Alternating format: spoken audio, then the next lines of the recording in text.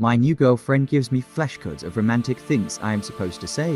When Ella told me she was into roleplay down at the bar that night, I just knocked back the remainder of my whiskey and said, "Fuck it, I'll try anything once." She had the whole scenario written out on these color-coded flashcards, which I'm really wishing I kept right about now.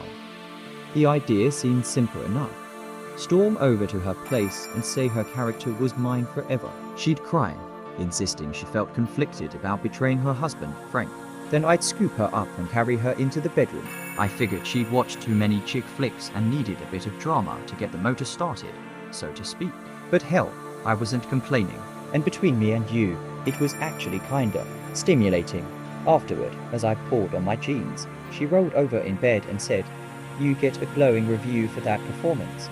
"You weren't so bad yourself," I said, over my shoulder. "How would you feel about an encore?" Each week more cards arrived again. Really wish I'd filed them away or something, which I memorized before driving over to her place. In Ella's scenario, I was the side piece who wanted to build a life with her character, but couldn't because of her controlling, abusive husband.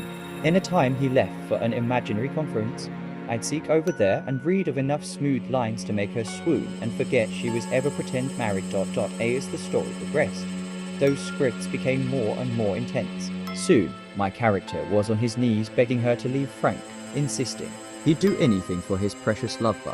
One night, Ella gave explicit instructions to pin her against the wall with my hips, then alternate between kissing along her neck and whispering how I'd happily crack her husband's skull open and then dump the body, her moaning, "No, please don't hurt him," the entire time.